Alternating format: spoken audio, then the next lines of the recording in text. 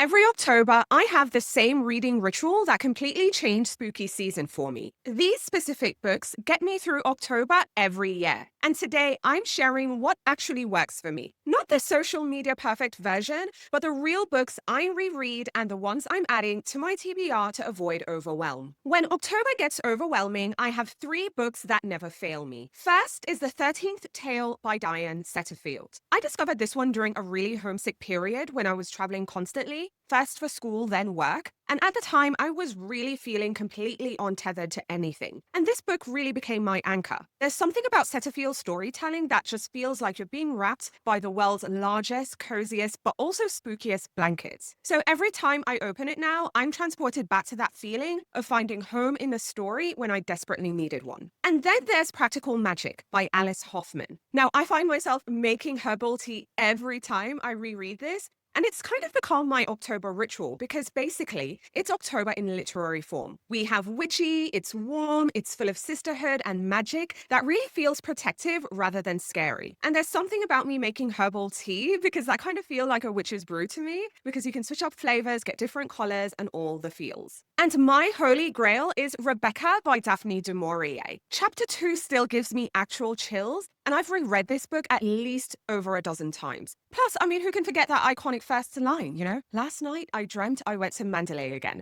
Come on, it's pure vibes. Sometimes I reread the whole thing, sometimes it's just a few chapters, but it wouldn't be October for me without visiting Mandalay. But let me know in the comments, what's that one book that makes October feel like October for you? I really need to know. But I also want to talk about my horror journey because that is also a part of my October reading. And here's the thing, I didn't start out as a proper horror reader. I tiptoed into it, and it really started in the early 90s. Now, I don't know how many of you are familiar with The Whitby Witches by Robin Jarvis. That seaside folklore really creeped me out in the best way. And then Goosebumps also came out around the same time, I think early 90s. And I was really hooked on those books. My nan bought them for me all the time. And they were the books that really taught me that spooky could also be fun. And then later, I graduated to the real influences, like Shirley Jackson's The Haunting of Hill House, and we also have Henry James' The Turn of the Screw. But Stephen King was my real conversion moment, all right? Books like Pet Sematary, hello,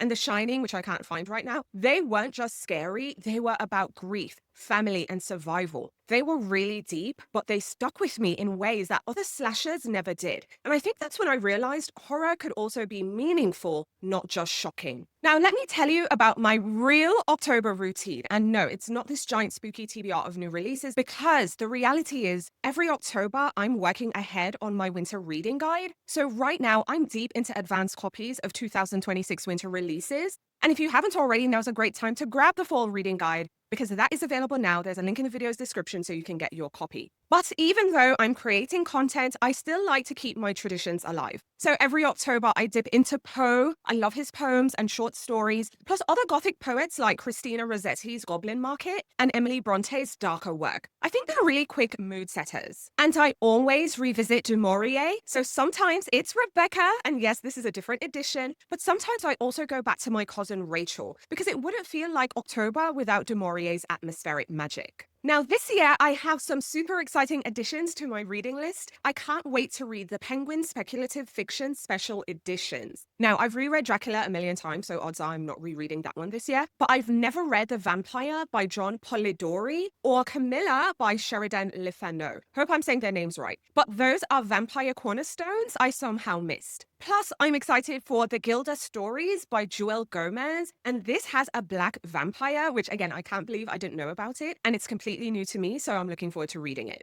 But I also want to talk about reading pressure during this time of year, because the truth is, I feel that whether you have little ones or not, there's just something inherently busy about this time of year. So yes, there's back to school season, like I said, if you have little ones, but even if you don't, I also feel like this is a time of year when the holiday season is in full swing and we always have something to do, or there's something we're celebrating once September comes around. And when it comes to my reading life, even though I'm reading to create content, I also want it to be an escape. And I know this sounds ridiculously simple, but I used to be that girl who every year would make a giant spooky TBR, and every year I don't finish. And then I realized that one, I was doing it purely for vibes. And then two, as someone who really likes to finish things that I start, it was making me feel like I was failing as a reader and I wasn't accomplishing my goals. So I have learned to separate things I'm excited about from things I feel obligated to read. And I keep my reading list very simple. I have one book that challenges me, one that is a comfort reread, or one that is a new discovery. So this year, my challenge read is going to be The Historian by Elizabeth Kostova. It has been haunting my TBR forever because I've been meaning to read it for a really long time. The comfort read is going to be The 13th Tale because it never fails to feel like coming home.